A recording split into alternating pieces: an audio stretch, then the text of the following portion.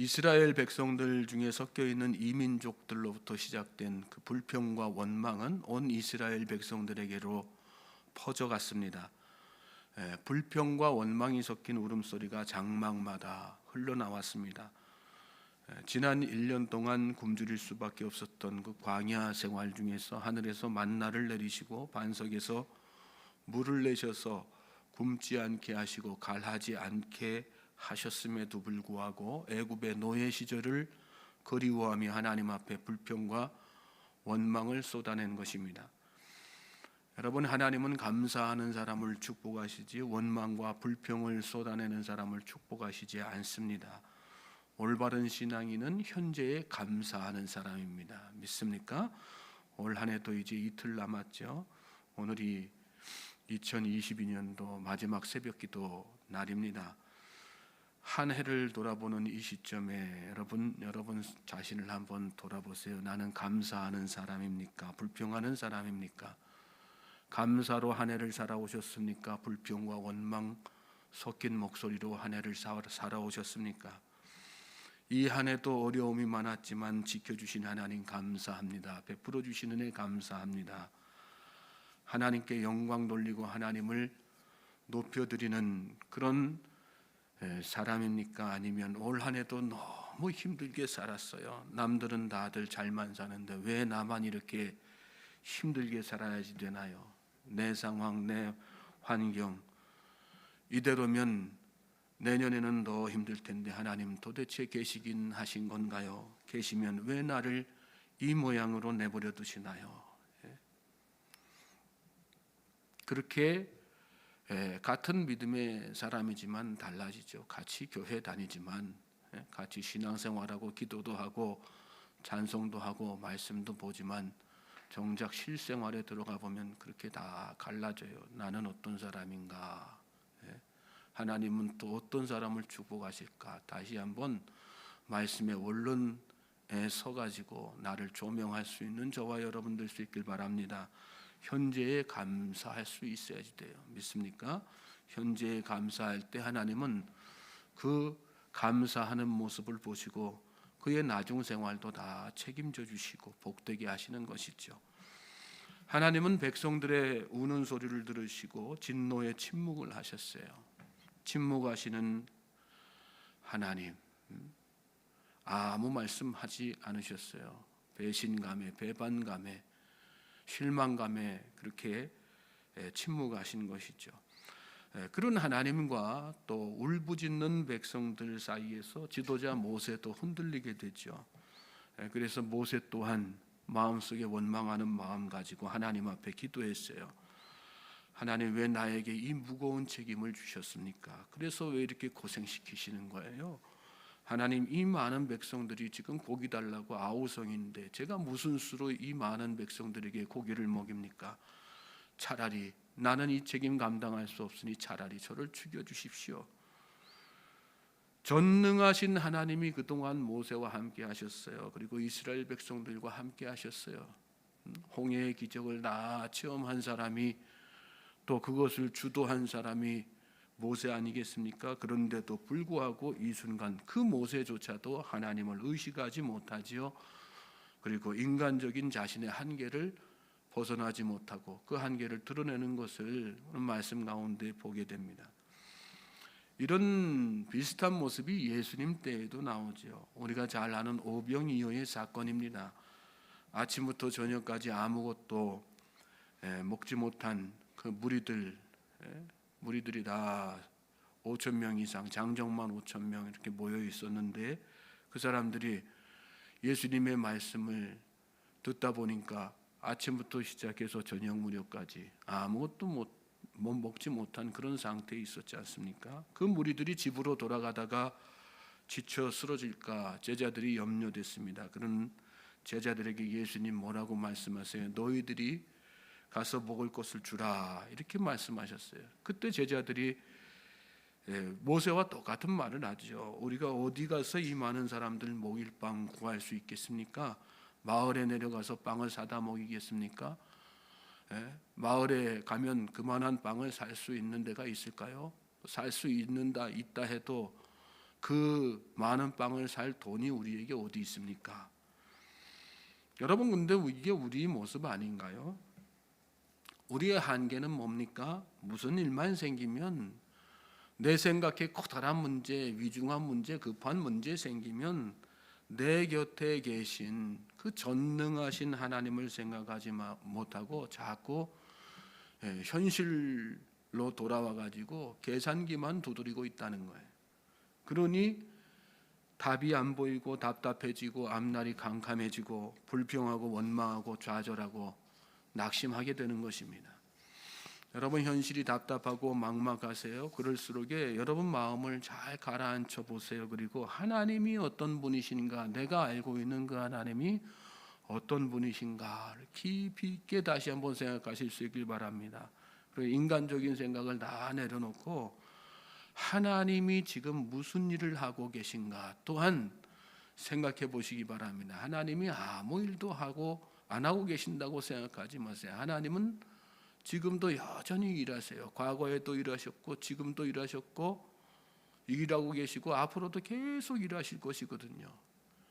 하나님이 지금 이 순간에 뭘 하고 계실까, 무슨 일을 하고 계실까를 생각해 보시기 바랍니다. 그럴 때 비로소 하나님이 우리 눈에 보이게 되는 것입니다. 어떤 하나님이요? 나를 도우실 하나님이 아니라 지금 나를 돕고 계시는 하나님, 앞으로 일하실 하나님보다 이미 일하고 계신 하나님, 지금 내 삶의 현장 가운데 역사하고 계시는 그 하나님, 그 하나님이 비로소 눈에 보이기 시작하는 거죠. 여러분 기억하세요. 하나님은 능치 못함이 없으십니다. 믿습니까? 하나님은 지금 여러분과 함께하고 계시고 지금 여러분을 돕고 계시고 지금 여러분의 삶 가운데에서 역사하고 계시는 분이세요. 믿습니까? 믿음의 눈을 열고 그 하나님에 대해서 깊이 있게 생각해 볼 때 비로소 하나님이 보이기 시작하는 거예요. 하나님께서 모세에게 말씀하셨어요. 16절 17절 오늘 본문 읽으셨는데 한번 다시 함께 읽겠습니다. 시작. 여호와께서 모세에게 이르시되 이스라엘 노인 중에 내가 알기로 백성의 장로와 지도자가 될 만한 자 70명을 모아 내게 데리고 와 회막에 이르러 거기서 너와 함께 서게 하라. 내가 강림하여 거기서 너와 말하고 내게 임한 영을 그들에게도 임하게 하리니 그들이 너와 함께 백성의 짐을 담당하고 너 혼자 담당하지 아니하리라. 이스라엘 노인 중에서 지도자 될 만한 사람 70명 모아서 내게로 데리고 와라. 내가 강림하여 너와 말하고 내게 임한 영을 그들에게도 임하게 할 것이다. 그러면 그들이 너와 함께 백성의 짐을 담당하게 될 것이다. 여기 중요한 말씀 가운데 내가 강림하여 내게 임한 영을 그들에게도 임하게 할 것이다. 이 말씀 무슨 뜻일까요, 여러분?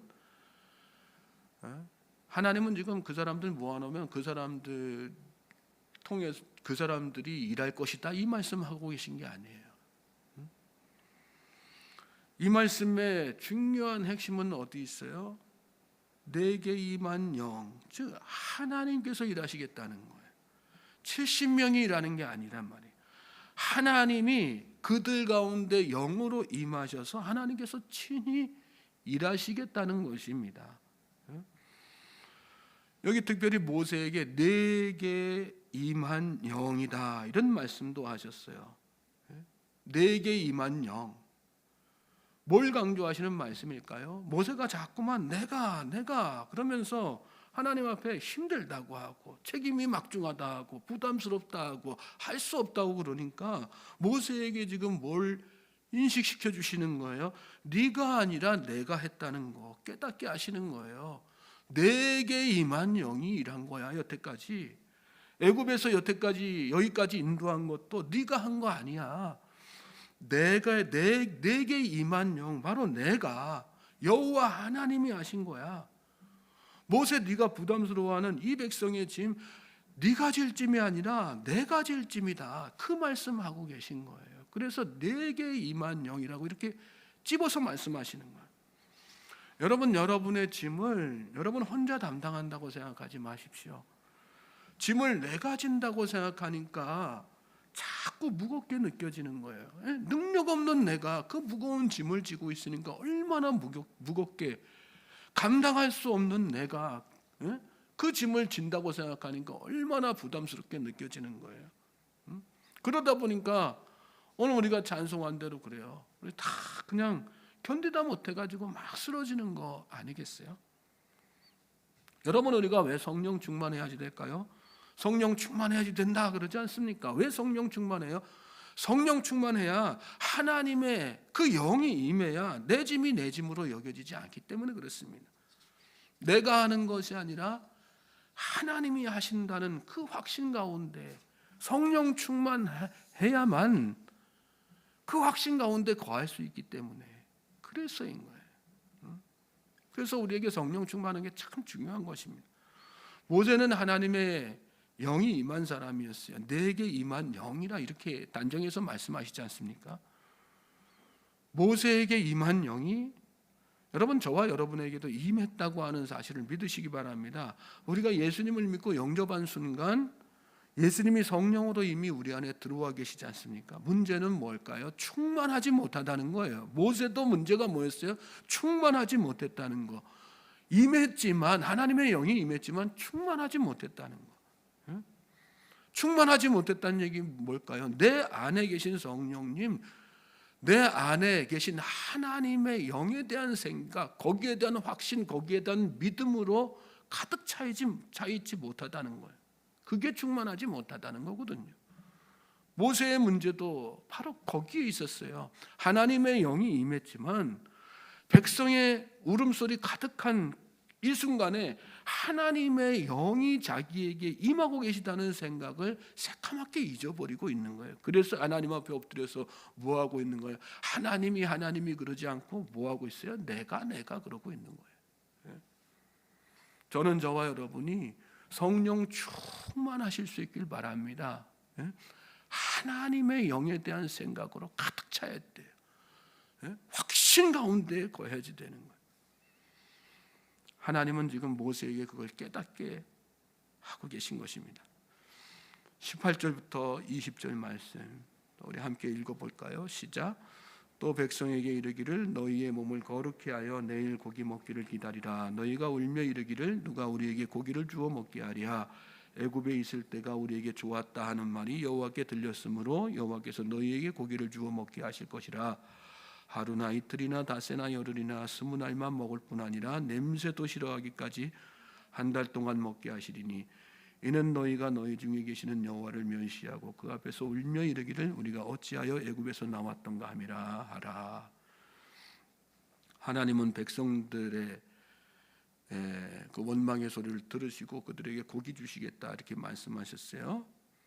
보면 너희의 몸을 거룩히 하여 이렇게 말씀이 나오는데 광야에서 하나님께서 구할 수 없는 고기 먹게 해주시겠다는 것은 하나님께서 초자연적인 역사 이루시겠다는 그런 뜻이지요. 그 역사를 위해서 이스라엘 백성들에게 하나님께서 요구하신 것은 뭐예요? 성결할 거, 거룩할 거. 여러분, 하나님의 놀라운 신비의 역사가 여러분 삶 가운데 차고 넘치길 원하십니까? 거룩해질 수 있길 바랍니다. 성결한 삶을 살 수 있길 바랍니다. 세속적인 상태로서는 한 발 교회에 담그고 한 발 세상에 담그고 한쪽 마음은 하나님 신앙 갖고 한쪽 마음은 세상의 마음 뺏기고 살면 절대로 하나님의 초자연적인 역사, 신비로운 역사가 삶 가운데 일어날 수 없습니다. 전심으로 하나님을 믿고 따르는 거룩하고 성결한 백성 될 수 있기를 주님의 이름으로 소망합니다. 자, 이어지는 말씀 다시 한번 보시면 너희가 울며 이르기를 누가 우리에게 고기를 주어 먹게 하랴. 애굽에 있을 때가 우리에게 좋았다 하는 말이 여호와께 들렸다. 고기를 주시긴 하시지만 사실은 그 고기가 뭐 어떤 이스라엘 백성들이 잘해서 주시는 게 아니거든요. 고기를 주어 먹게 하실 것이라 이렇게 말씀하셨어요. 약속하셨지만 사실 이것은 하나님께서 이 백성들에게 실망한 이 믿음에 실망한 그 대가, 그러나 그럼에도 불구하고 그 가운데 하나님의 하나님 되심을 드러내시기 위해서 하시는 거예요. 여러분, 우리는 다 삶의 어떤 윤택함을 기다리고 풍성함을 기다리잖아요. 경제적으로 풍요한 거 다 기다리고 또 그거 위해서 하나님 앞에 소원 드릴 때가 많죠. 근데 여러분, 이거 생각해 보세요. 우리의 믿음이 잘못된 상태에서 하나님께서 그것을 우리에게 허락하신다고 생각해 보세요. 그것이 우리에게 은혜로운 것일까요? 아니지요. 우리의 영적인 상태가 바로 서지 못한다면 세상에서의 풍요처럼 우리에게 재앙이 없습니다. 그렇지 않습니까? 그거 가지고 다 죄질 거 아니겠어요? 육신의 어떤 풍요가 중요한 게 아니라 영적인 풍요가 더 중요하다는 사실을 여러분 잘 깨달을 수 있길 바랍니다. 그것이 먼저 바로 돼야지 되는 거예요. 예? 그래서 예수님 그런 말씀하시는, 너희가 두 눈 가지고 지옥불에 들어간 것보다 한 눈 가지고 천국 들어가는 게 훨씬 낫다. 그런 말씀하시지 않습니까? 예? 말씀의 의미를 잘 깨닫고 무엇이 정말 중요한 것인가 깊이 있게 생각하는 가운데 내가 하나님 앞에 우선적으로 구해야 될 것은 무엇인가? 20절 말씀 다시 보시면 하루나 이틀이나 닷새나 열흘이나 20날만 먹을 뿐 아니라 냄새도 싫어하기까지 한 달 동안 먹게 하실 것이다. 이 고기가 다가 아니라는 거 깨닫게 하시겠다, 그 말씀이에요. 그것 때문에 하나님께서 먹여주시겠다. 그게 최고가 아니고 그게 우선이 아니라는 사실 깨닫게 하시기 위해서. 애굽에서의 삶이 좋은 게 아니라는 거 다시 깨닫게 하시기 위해서. 그래, 여러분, 이 땅에서 풍요하고 이 땅에서 잘 사는 게 다가 아니에요. 그게 중요한 게 아닙니다. 우리에게 정말 중요한 건 뭐예요? 가난할지라도 천국 백성으로 사는 거. 건강하지 못할지라도 질병 가운데 있을지라도, 근데 하나님 신앙 잃어버리지 않고 하나님으로 말미암아 삶의 평안을 느끼고 소망 가지고 사는 거죠. 그게 우리에게 더 중요한 것이라는 말씀, 오늘 말씀 가운데서 우리에게 깨닫게 해주시는 것입니다. 자, 그 뒤에 또 이어지는 말씀을 마저 보시면, 그런 말씀을 하나님께서 하시고 나니까 모세가 또 거기다 대고 뭐라고 말씀드려요?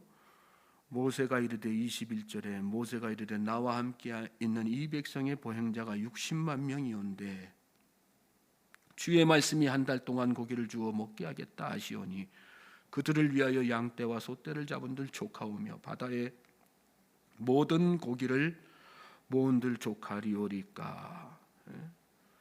모세는 이런 하나님의 말씀을 듣고도 여기서 다시 또 믿음 없는 모습을 보이죠. 참, 모세도 여기 보면 참 답답한 사람이에요.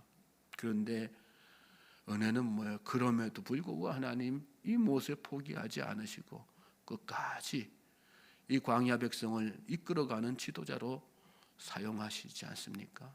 이것이 여러분 하나님의 은혜입니다. 우리가 잘나서 하나님의 백성 된 거 아니에요. 우리가 뭐 어디 특별해서 하나님의 은혜 가운데 사는 거 아니죠. 하나님의 그 무한하신 사랑으로 우리를 포용하시고 감싸시고 우리를 받아주시는, 부족함에도 불구하고 그래도 다시 일으켜 세우시고 다시 세우시는 그런 하나님의 은혜가 있기 때문에 우리가 이하로도 하나님의 백성으로서의 신분으로 살고 있는 거 아니겠습니까? 그러므로 여러분 날마다 감사하며 사실 수 있길 바랍니다. 23절에 보시면 여호와께서 모세에게 이르시되 여호와의 손이 짧으냐 내가 이제 내 말이 내게 응하는 여부를 보리라. 여러분, 하나님을 믿으세요. 하나님은 손이 짧으신 분이 아니세요. 하나님의 능력은 무한하십니다. 믿습니까? 하나님은 전지전능하신 분이세요. 하나님께서 그 전지전능하신 손으로 여러분의 삶을 축복하실 줄로 믿습니다. 성령 충만하십시오. 마음에 의심하지 말고 인간적인 생각 다 내려놓고 오직 하나님만, 성령 충만해서 오직 하나님만 생각하십시오. 그러면 하나님께서 때가 되면 반드시 역사를 이루십니다. 믿습니까? 오늘 이 하루도 그런 믿음으로 승리하는 삶을 사시는 우리 모든 성도님들 되시기를 주님의 이름으로 축복합니다.